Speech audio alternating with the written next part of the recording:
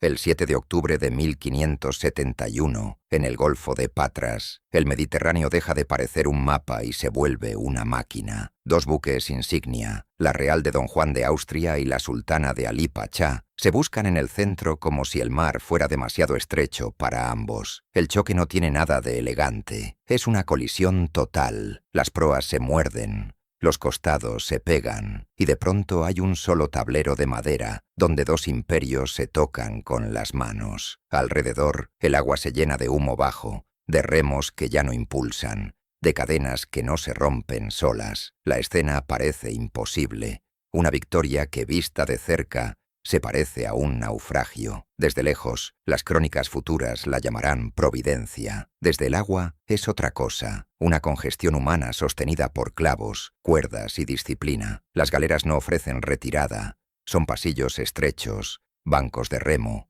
cubiertas bajas donde la distancia entre un cuerpo y otro ya es una condena. El mar deja de ser mar y se vuelve suelo, un suelo inestable, y en ese suelo flotante el poder se mide por centímetros de madera ganados a empujones, por el aire respirable entre dos nubes de pólvora, por la capacidad de mantener una línea cuando todo invita al pánico. Lo que está ocurriendo ya no encaja en la idea limpia de batalla. Es la última gran guerra de galeras, más de 200 embarcaciones por lado, empujadas por músculos y miedo, cargadas de arcabuceros, artillería, picas y hombres que jamás aparecerán en los cuadros oficiales. Bajo cubierta, el ritmo de los remos, un golpe, una pausa, otro golpe. Ya no es técnica, sino un corazón colectivo obligado. Allí abajo viajan también los cuerpos coaccionados, remeros encadenados, vidas convertidas en combustible. Por encima, estandartes y cruces,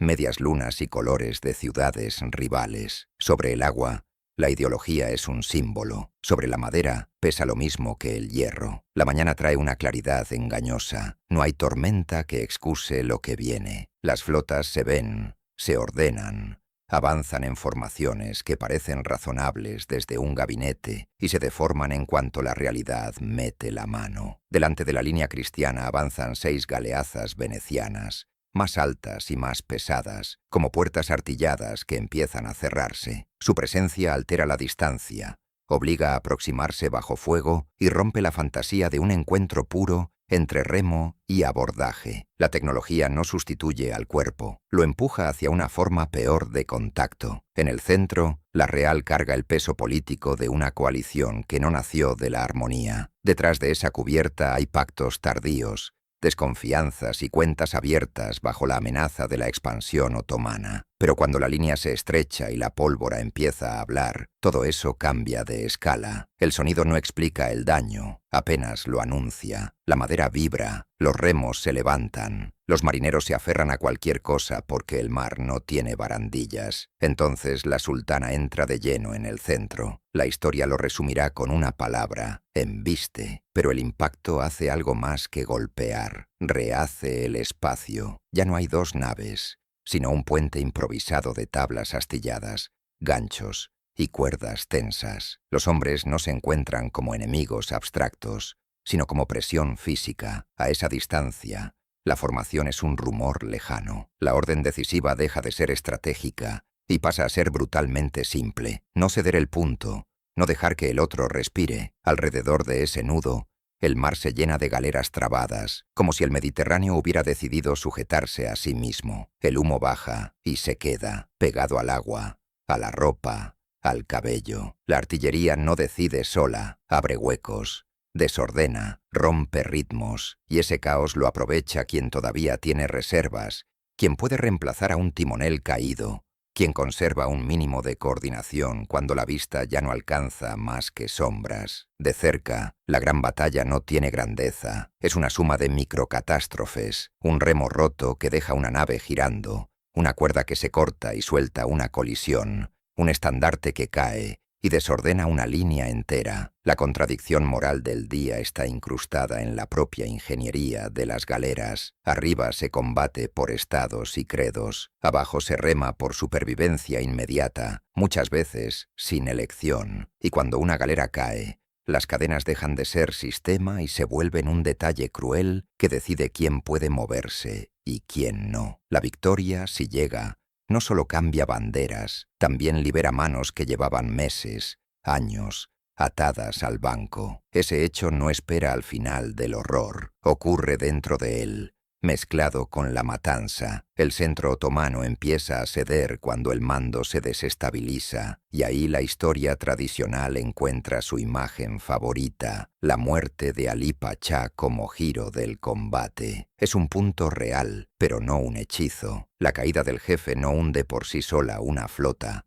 acelera un colapso ya construido por fatiga, por confusión, por la imposibilidad de recomponer una línea dentro de un tráfico de cascos pegados. El mar, que debería ser espacio, se vuelve un embudo, y un imperio marítimo, acostumbrado a proyectarse hacia afuera, descubre que también puede ahogarse hacia adentro, entre sus propias naves, en su propio instrumento. Cuando el humo se abre por momentos, la escena se deja ver con una claridad insoportable. Cientos de plataformas de madera convertidas en un solo campo de fuerza. Una economía de violencia sostenida por remeros, marineros, cañones y la fe oficial como barniz. Ahí empieza también la trampa de la memoria. Llamar milagro a lo que fue compresión de músculo, hierro y política. La real y la sultana pegadas como una sola estructura no son solo la imagen de un choque, son la forma visible de una deuda acumulada durante años, porque nada de esto empezó cuando ambas proas se tocaron. Antes de este centro aplastado, antes incluso de que esta coalición aprendiera a respirar como una flota, el mar ya venía siendo empujado hacia el límite por rutas disputadas, puertos armados,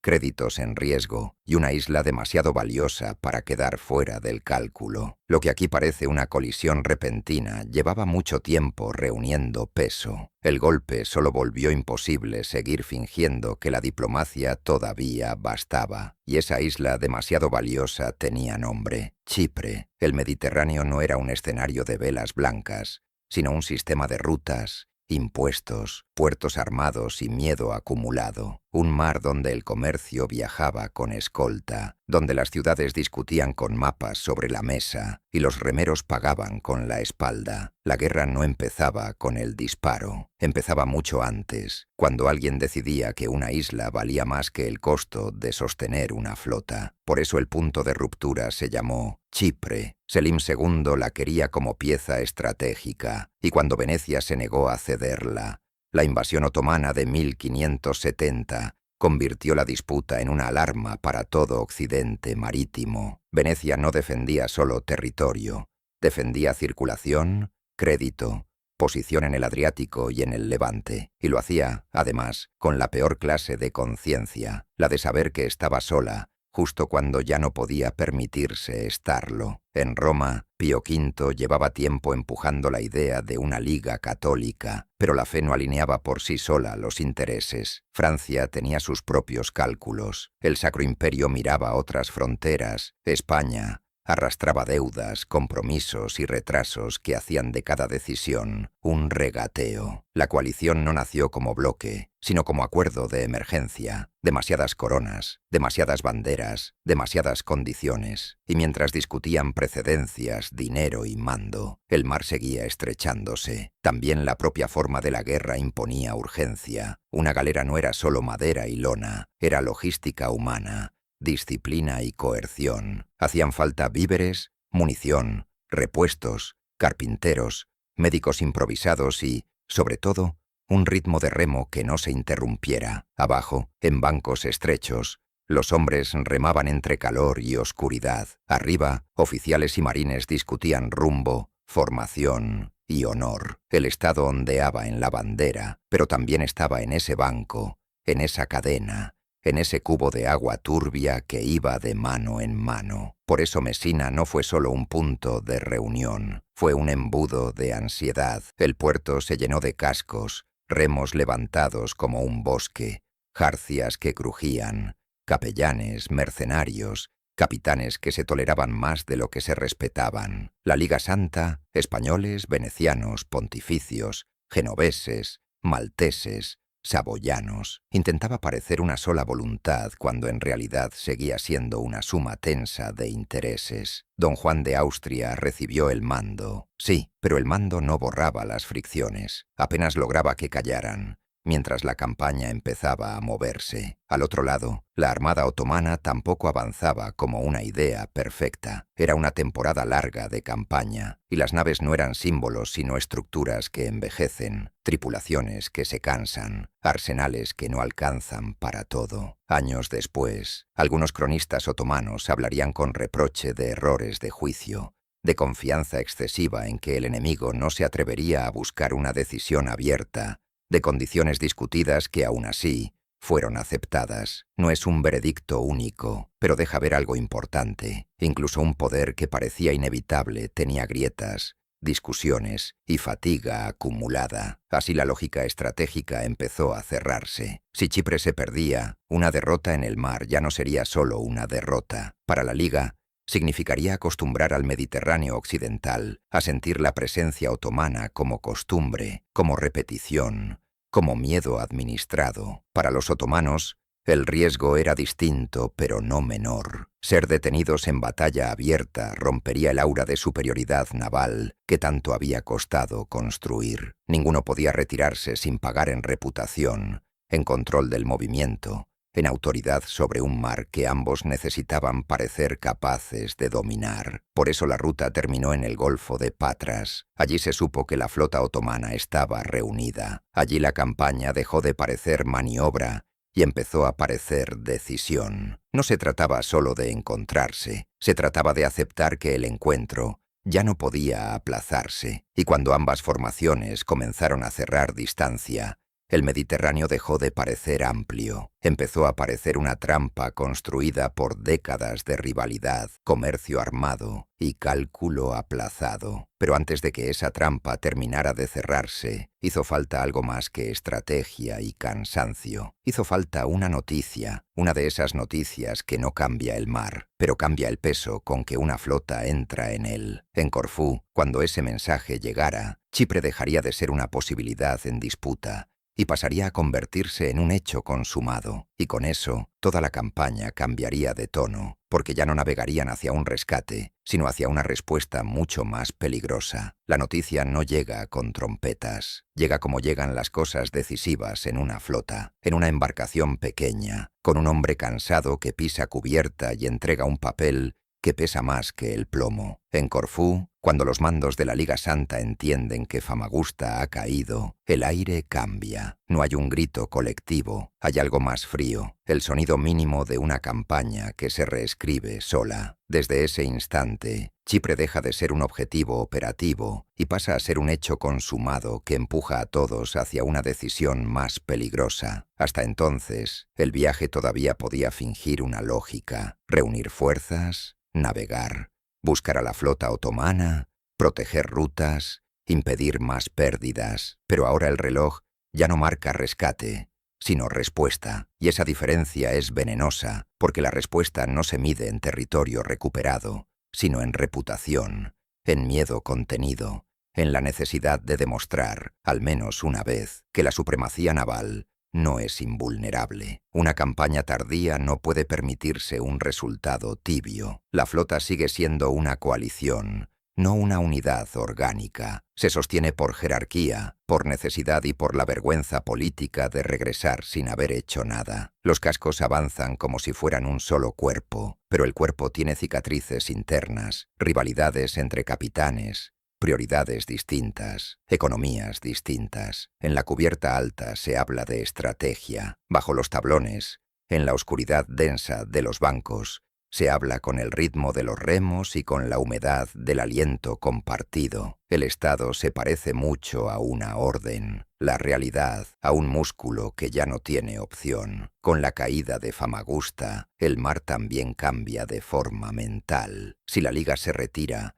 el mensaje no viajará en cartas, sino en hábitos. Se instalará la idea de que el avance otomano es algo a lo que se responde tarde y mal. Por eso, lo que se prepara en Corfú ya no es solo un movimiento hacia el enemigo, es un intento de conservar margen de maniobra en un mar que empieza a estrecharse también en la imaginación. La diferencia puede parecer verbal. En la práctica, decide quién se acostumbra a mandar y quién se acostumbra a ceder. Al otro lado del agua, la flota otomana tampoco es un monstruo sin fisuras. Es una máquina grande, sí, pero una máquina de campaña. Lleva meses en operación, con desgaste acumulado, con barcos trabajados hasta el límite y tripulaciones que miden su vida en brazadas. Años después, algunos cronistas otomanos mirarían esa campaña con reproche. Hablarían de errores de juicio, de confianza excesiva en que el enemigo no forzaría una decisión,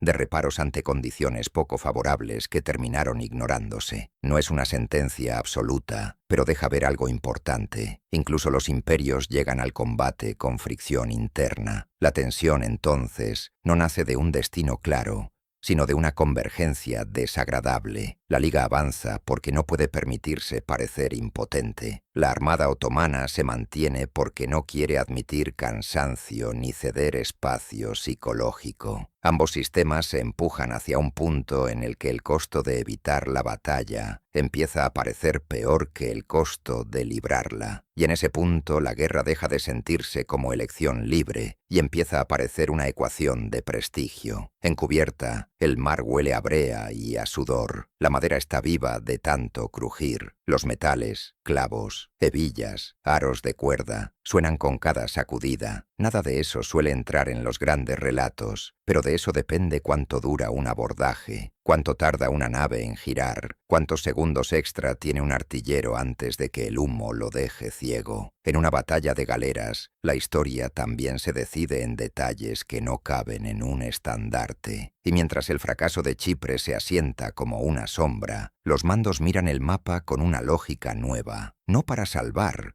sino para castigar, no para llegar a tiempo, sino para impedir que la tardanza se vuelva norma. Ahí la violencia empieza a endurecerse, porque cuando el objetivo original muere, lo que sigue ya no responde a una misión concreta, sino a un principio, y en ese terreno la moderación empieza a parecer debilidad. La información sobre la posición otomana en el Golfo de Patras termina de cerrar el corredor. Allí no hay espacio infinito, hay costa cercana, aguas que obligan a las líneas a verse y a definirse. La geografía deja de ser decorado y se vuelve presión. Una flota puede evitar a otra en mar abierto durante días. En ciertos lugares, en cambio, la evitación se vuelve visible, y lo que se vuelve visible, en política imperial, se paga. Así, el paso final no tiene nada de teatral. Huele a sal, a cuerda mojada, a órdenes transmitidas de cubierta en cubierta. Los remos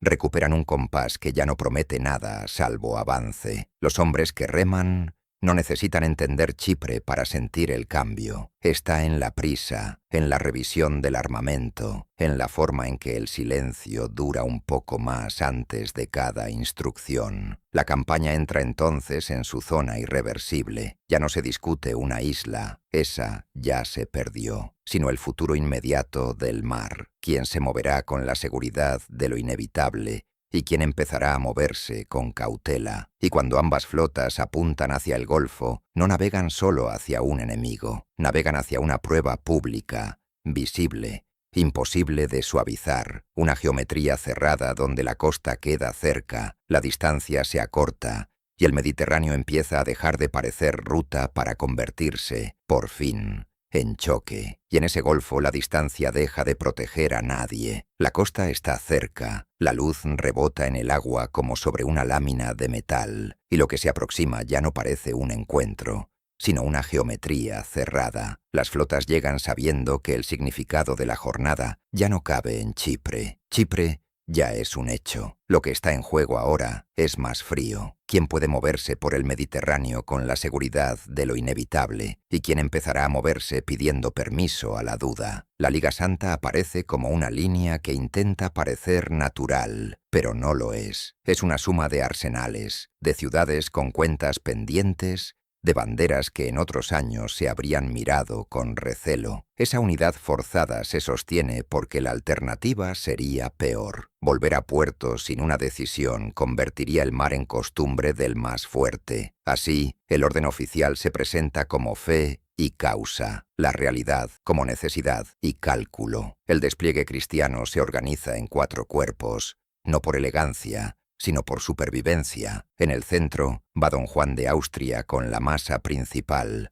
donde el golpe tendrá que resistirse a cualquier precio. A la izquierda, Agostino Barbarigo cubre el flanco más expuesto al cierre de la costa. A la derecha, Giovanni Andrea Doria sostiene un ala que no puede permitirse ser rodeada. Detrás queda Álvaro de Bazán, Santa Cruz, en reserva, la parte menos visible del poder, la que decide si un error se convierte en desastre o en un susto todavía corregible. En el lenguaje ceremonial, la reserva es prudencia. En el del combate es la única garantía contra el colapso. Por delante avanzan las 6 galeazas venecianas. No son galeras nerviosas y alargadas, sino plataformas más altas y pesadas, con artillería suficiente para convertir el acercamiento enemigo en un pasillo de castigo. Su función es simple y brutal: romper el impulso, desordenar, obligar a entrar en combate ya herido. Vistas desde lejos, parecen innovación. Vistas desde el avance, son una puerta, y si el enemigo la cruzará pagando en madera, en hombres y en coordinación. El lado otomano responde con una forma distinta, más envolvente, un creciente que busca abrazar la línea contraria. En el centro manda Ali Pachá, en los extremos, nombres que no son accesorios, porque una batalla de galeras suele empezar a romperse en las alas antes de resolverse en el centro. Mehmet Shuluk aparece asociado al ala izquierda otomana, Ulu Ali a la derecha. El diseño general se entiende sin discursos: sostener el centro, doblar un flanco, hacer que la línea enemiga pierda coherencia. En el mar, casi todo es coherencia o su pérdida. Las fuentes europeas describen a la flota otomana como más numerosa, pero también como menos bien equipada y menos disciplinada que la Liga. Ese juicio parece sólido sobre un mapa, pero en el agua se vuelve inestable. El número importa. Sí, pero importa más el momento en que una flota pierde la forma. Una flota grande, si se desordena, se vuelve multitud flotante. Una flota menor, si mantiene la línea, se vuelve cuchillo. La mañana avanza, y con ella, el peso físico de lo decidido. Los remos bajan y suben. La madera de los bancos se calienta bajo manos sudadas. El aire, cerca del agua, ya huele a brea, cuerda mojada e hierro. Arriba, los marines revisan arcabuces, ajustan correas, palpan la pólvora como si comprobaran la realidad con los dedos. Abajo, en la zona de remeros, no hay paisaje, solo ritmo, oscuridad y la certeza de que la batalla no va a dejar huecos para la duda individual. Ahí aparece la revelación silenciosa del día. Ya no se ha venido a ganar una isla, se ha venido a definir un permiso. La Liga no puede permitir que el Mediterráneo se sienta como un corredor abierto hacia el oeste. El Imperio Otomano no puede permitirse ser detenido de forma visible en batalla abierta, porque esa imagen abriría una grieta en su prestigio naval. La guerra, aquí, es reputación materializada. Quien controla el movimiento controla la economía, y quien controla la economía termina condicionando la política. El contraste entre lo oficial y lo vivido se vuelve casi obsceno. Oficiales y predicadores hablarán de fe. La cubierta responde con inventario. La santidad del proyecto se mide, en realidad, por la calidad del casco, por la capacidad de un timonel para sostener el rumbo bajo fuego, por si una nave puede conservar velocidad cuando un remo se parte. El heroísmo se parece demasiado a la resistencia mecánica, y la gloria, demasiado a menudo, no es más que el nombre elegante de no haberse roto a tiempo. Las líneas siguen cerrando. A medida que la distancia cae, los estandartes dejan de ser emblemas y pasan a ser señales tácticas. Las voces se pierden entre el viento y el crujido. Las órdenes viajan por gestos, por banderas, por hábitos. Nadie puede dirigir cada choque. Lo único posible es sostener la forma el tiempo suficiente para que el otro la pierda primero. Las galeazas están ya lo bastante cerca como para dominar el pensamiento del avance. No detienen el mar, lo ordenan a base de amenaza, obligan a elegir, acercarse y atravesar el fuego, o ceder la iniciativa y dejar que la línea cristiana marque el instante del contacto. El creciente otomano, por su parte, se ensancha buscando el ángulo justo, porque en una batalla de galeras el flanco no es un detalle, es una sentencia que tarda unos minutos en volverse visible, y cuando el espacio entre ambas formaciones se reduce hasta la distancia de un disparo efectivo, la batalla deja de parecer una opción futura. Todavía queda, por un instante, la apariencia de calma, las líneas alineadas, la costa demasiado próxima, el agua fingiendo neutralidad, pero ya todo depende de señales, de disciplina, de reservas y de qué lado acepte primero que no va a virar. A partir de ahí, el Mediterráneo no ofrece salida elegante, solo movimiento, solo cierre, solo ese borde engañoso en el que todo parece aún reversible hasta que deja de serlo. Hay un instante, justo antes de que una batalla empiece de verdad, en el que todo parece todavía reversible. Las flotas ya están alineadas, los estandartes ya se distinguen.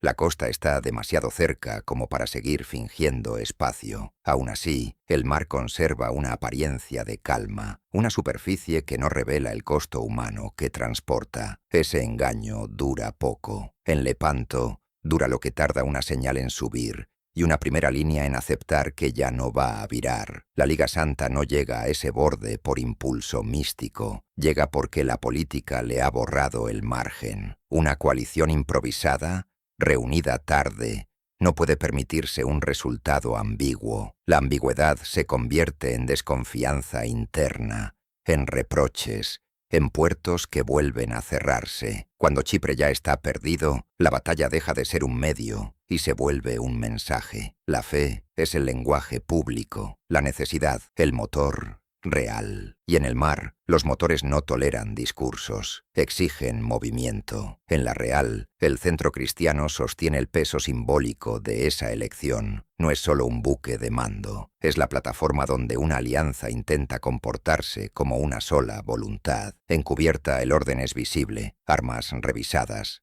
líneas de marines, artillería lista. Abajo, entre los remeros, el orden adopta otra forma, un ritmo impuesto que no admite pausa. La galera exige continuidad. Si el banco se detiene, el casco pierde forma en el agua, y perder forma es empezar a morir. Del lado otomano, el creciente avanza con una lógica que también es política. Evitar la batalla, en ese punto, equivaldría a admitir que la iniciativa puede discutirse, y la iniciativa para un imperio marítimo no es un lujo, es una arquitectura de control. Años después, ciertos cronistas otomanos mirarían Lepanto con la frialdad amarga de quien busca una explicación tolerable. Hablarían de juicios equivocados, de confianza en que el enemigo no buscaría una decisión frontal, de objeciones a combatir en condiciones poco favorables que quedaron atrás bajo la presión del momento. Ese registro posterior no convierte el combate en un error simple, pero deja ver una grieta. Incluso el poder que parecía inevitable discutió consigo mismo antes de apostar el día. La figura de Alí Pachá,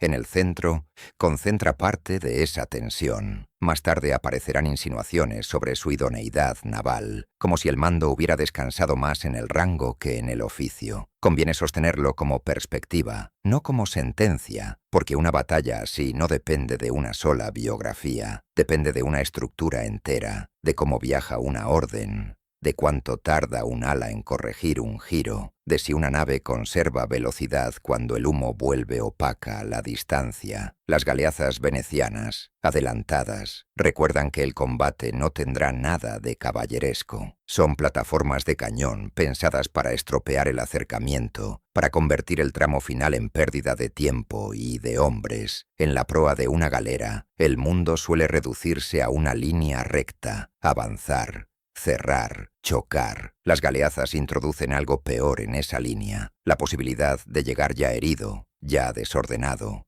ya tarde. Y en una batalla de galeras, llegar tarde al contacto es llegar roto. Las señales suben, no hacen ruido por sí mismas, pero cambian el aire. Los capitanes entienden que la fase de tanteo ha terminado, que el mar deja de ser espacio táctico y se convierte en corredor. La disciplina se endurece porque el miedo solo sirve si entra en función. En tierra un hombre puede temblar sin arrastrar a nadie. En una galera temblar altera toda la cadena de trabajo. Por eso la emoción se aplasta dentro de la tarea. Nadie avanza por valentía en abstracto, avanza porque detenerse rompe a todos. La ansiedad, en ese tramo, adopta forma de silencio. No hacen falta grandes arengas, basta la preparación repetida, correas ajustadas, pólvora resguardada de la humedad, cuerdas tensadas para el abordaje, el golpe breve del hierro contra la madera, el olor de la brea calentada por el sol, pequeños actos que convierten una flota en una máquina capaz de sobrevivir al primer contacto. La propaganda futura hablará de providencia. La realidad, en este minuto, sigue siendo inventario. La geometría se cierra con una crueldad casi matemática. En el ala derecha cristiana, Doria intenta evitar el envolvimiento. Si permanece demasiado rígido,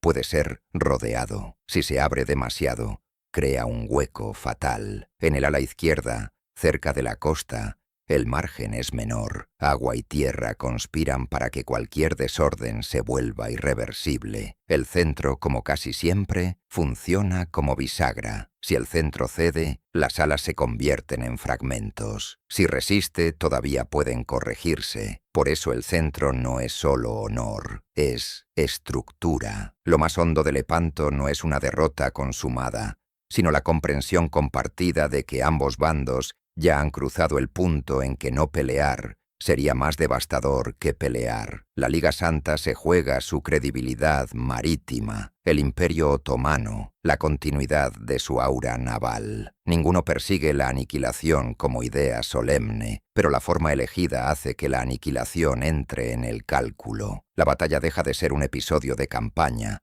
y se vuelve una apuesta sobre el futuro inmediato del mar. Y entonces llega ese borde en que el acercamiento deja de ser maniobra y empieza a volverse contacto. Las galeazas están ya a distancia de abrir un fuego útil. El humo todavía no ha cubierto el agua, pero ya parece estar esperándola. Los remos sostienen el impulso final. Las líneas se miran sin palabras, como si el Mediterráneo hubiera perdido el idioma y solo entendiera madera, hierro y ritmo, como si bastara un primer corredor de fuego, un giro mal corregido, un casco que llegue al contacto apenas deformado para que toda la geometría empiece a romperse. El primer golpe real de Lepanto no llega con una embestida, sino con un corredor de fuego. Las galeazas venecianas, adelantadas como una compuerta pesada, abren la jornada con su artillería y convierten el acercamiento otomano en un tramo de desorden. No se trata solo de hundir naves, sino de romper el ritmo, forzar giros imperfectos, hacer que una línea que necesita coherencia llegue al contacto ya deformada. En una batalla de galeras, perder la forma antes de tocar al enemigo es empezar a perder el día. El humo baja rápido y se queda cerca del agua, como si el mar lo retuviera. A esa altura, los símbolos siguen ahí. Estandartes, colores, cruces, medias lunas, pero empiezan a importar menos que los sonidos. El crujido de los cascos bajo tensión, el chasquido de las cuerdas, el golpe seco de madera contra madera cuando dos proas se rozan y ya no pueden separarse sin violencia. El Mediterráneo, que en los mapas parece abierto, se reduce a un embudo donde cada decisión dura segundos. El centro avanza porque debe hacerlo. La Real mantiene su curso no por elegancia táctica, sino por necesidad estructural. Si el centro duda, toda la línea duda. Ali Pachá también empuja hacia el centro porque su creciente necesita un eje que sostenga el envolvimiento. Así, más por lógica que por dramatismo, dos buques insignia terminan buscando el mismo pedazo de agua. La sultana embiste a la Real. El impacto no inicia la batalla, la vuelve visible. En ese instante, la guerra deja de parecer un enfrentamiento naval y se convierte en un solo tablero de madera donde dos imperios se pisan. Ya no hay espacio para retiradas limpias. Las cubiertas quedan unidas por ganchos, cuerdas y presión humana. Los arcabuces y las picas se usan a distancias muy cortas, donde cada paso cuesta. El humo corta la visión y reduce el combate a impulsos mínimos. Avanzar, sostener, no caer, no dejar un hueco. La victoria, en ese punto, no se parece a una maniobra. Se parece a no ceder el borde de una tabla mojada. En el ala izquierda de la liga, cerca de la costa, el margen es todavía más cruel. Allí el agua y la tierra estrechan las opciones, y la línea no puede abrirse sin arriesgarse a romperse. En medio del empuje, Agostino Barbarigo resulta herido, y el detalle importa menos por el morbo que por su significado. En una batalla de galeras, perder a un mando en el lugar equivocado puede convertir coordinación en rumor. La izquierda aguanta, pero no con calma. Aguanta como aguanta una cuerda tensa que no puede permitirse ceder. El centro, mientras tanto, se vuelve el corazón violento del sistema. La propaganda futura hablará de fe y destino. Lo que decide aquí es la capacidad de sostener un empuje prolongado en un espacio mínimo. Con el tiempo, el combate central se inclina cuando el mando otomano sufre un golpe irreparable. Alí Pachá muere durante la lucha. El hecho tiene peso histórico, pero no funciona como un hechizo. Funciona como funciona una pérdida de mando en medio de humo, ruido y cascos trabados. Acelera la confusión, dificulta el relevo, desordena las señales. Lo que antes era una línea sometida a presión, empieza a parecer una multitud flotante, pero la caída del centro otomano no congela el resto del campo. Ahí es donde las versiones oficiales simplifican lo más peligroso. Mientras el centro cede, el ala derecha cristiana sigue peleando por no deshacerse. Giovanni Andrea Doria maniobra para evitar el envolvimiento, abriéndose lo suficiente para no ser rodeado y arriesgándose, al mismo tiempo, a dejar un hueco. El mar castiga esos equilibrios finos. Una línea que se estira demasiado abre una herida, y en Lepanto esa herida aparece cuando el día todavía no está decidido. Ulu Jalí detecta la oportunidad. No necesita una genialidad romántica, solo ver un vacío y convertirlo en penetración. Su ataque cae sobre unidades de la línea aliada y golpea con fuerza a los malteses. El episodio importa porque revela la verdad incómoda de Lepanto. Incluso con el centro ganando, una parte del frente puede desmoronarse si no hay reserva disponible. El peligro no es abstracto. En el agua, un colapso local se contagia rápido, porque una galera en apuros estorba a las que vienen detrás, y una retirada desordenada bloquea los remos de todos. Ahí entra la parte menos celebrada de la victoria, la reserva. Álvaro de Bazán, Santa Cruz, aparece menos como leyenda que como función de sistema. Su intervención estabiliza lo que podría haberse convertido en ruptura. En términos humanos, significa que algunas naves no quedan solas en el peor momento. En términos estratégicos, significa que el agujero no se convierte en puerta. El combate sigue siendo feroz, pero la tendencia deja de favorecer al desastre. Hacia el final del día, el mar está lleno de cascos capturados, hundidos o ardiendo, y de embarcaciones que ya no obedecen a una formación coherente. El triunfo existe, pero no tiene la limpieza que luego se le atribuirá. Hay liberaciones de remeros cristianos encadenados en galeras otomanas capturadas, y ese hecho tiene un peso moral real. Aún así, llega envuelto en humo, fatiga y una cantidad imposible de vidas rotas. Lepanto no salva al mundo con una imagen, lo perfora con una realidad. Ulu Jalí consigue retirarse con una parte de su fuerza. Las estimaciones suelen hablar de unas 3 o 4 decenas de galeras, y esa huida también importa. Muestra que la derrota otomana es enorme, pero no absoluta, que incluso en un campo destrozado quedan piezas capaces de escapar, reagruparse y seguir existiendo. La máquina deja de empujar poco a poco. El humo empieza a subir. El agua deja ver su propio desorden. Y entonces, cuando la victoria ya está ahí pero el mar todavía no ha terminado de enfriarse, aparece la pregunta que el combate no resuelve por sí solo. ¿Cómo puede romperse una flota con tanta intimidad sin que el imperio se rompa con ella? Cuando el humo empieza a subir y el agua deja ver su propio desorden, aparece la primera verdad incómoda. El mar no celebra. El mar solo guarda restos. La batalla termina, pero no se cierra como un relato. Se enfría. Quedan galeras capturadas, otras quemadas o hundidas, y una superficie llena de fragmentos que antes obedecían a un sistema. La victoria existe.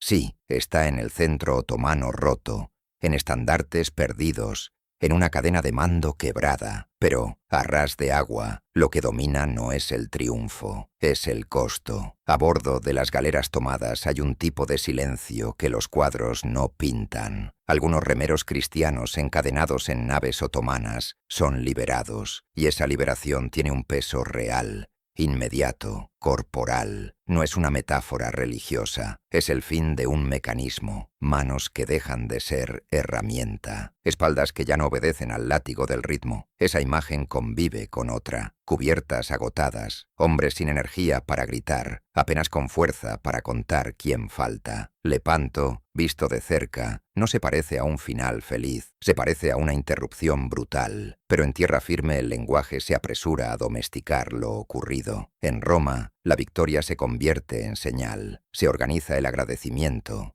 se eleva el acontecimiento a providencia, se fija una lectura, el mar ha sido salvado. Esa lectura es poderosa porque impone orden moral sobre una escena que en realidad fue congestión de madera y carne bajo pólvora. El relato oficial necesita limpieza. La batalla, en cambio, fue suciedad logística, sudor, humo, cuerpos apretados en pasillos, horas de empuje en las que nadie podía retirarse con dignidad. La euforia europea, además, tiene una razón política que no siempre se dice en voz alta. Por primera vez en mucho tiempo, el Imperio Otomano ha sido detenido de forma visible en combate naval abierto. Eso altera el ánimo antes que el mapa. Los puertos sienten menos fatalidad. Las cortes hablan con otra seguridad. El mito nace porque sirve, convierte el miedo en algo más fácil de narrar. Y sin embargo, el mapa se resiste. Chipre no vuelve. Chipre ya estaba perdida antes del choque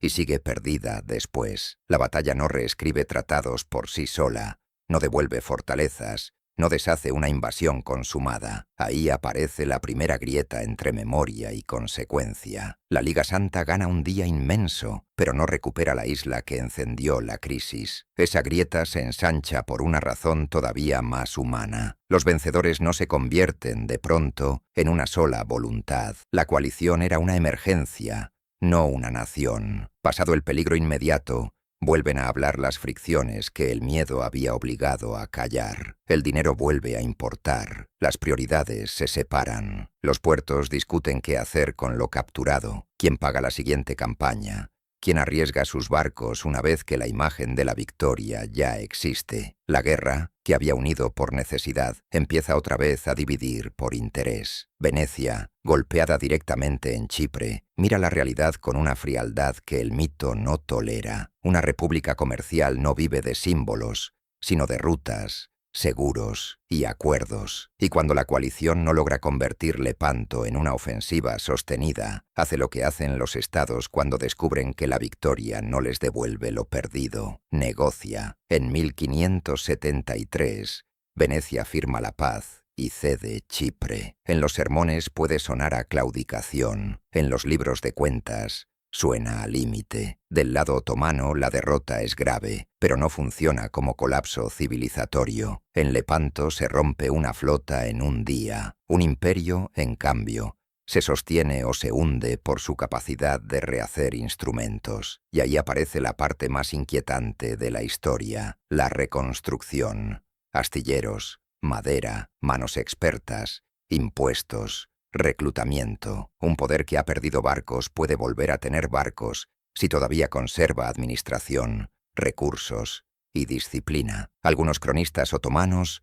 reducirán el alcance del golpe o lo encerrarán en el lenguaje del fallo de mando y la voluntad divina. No niegan la derrota, la contienen, para que no se convierta en profecía. La prueba llega pronto. En 1574, los otomanos toman Túnez. El hecho no borra Lepanto, pero le da marco. La capacidad ofensiva en el Mediterráneo oriental y central no desaparece en una sola jornada, por enorme que esa jornada haya sido. La victoria cristiana fue un límite psicológico y una catástrofe naval real. No fue por sí sola un final automático del poder otomano. Así queda el sabor oscuro del día. Lepanto cambia el ánimo más rápido que el territorio. Hace que Europa vea sangre donde antes veía inevitabilidad. Pero también enseña algo menos heroico y más duradero, que la historia no se mueve solo por batallas, sino por continuidad, por quien puede sostener flotas año tras año, por quien aguanta la factura, por quien tiene paciencia administrativa para convertir un triunfo en costumbre. Y aún así, la memoria también actúa. Una vez que los hombres han visto que lo que parecía invencible puede sangrar, el mar ya no vuelve a sentirse del todo igual. Aunque las rutas se llenen otra vez de barcos y los tratados intenten fijar normalidad, el mapa puede parecer casi intacto, pero la imaginación del Mediterráneo no. Desde Lepanto, incluso cuando el poder sigue ahí, ya no conserva el mismo derecho a parecer inevitable. Gracias por mirar.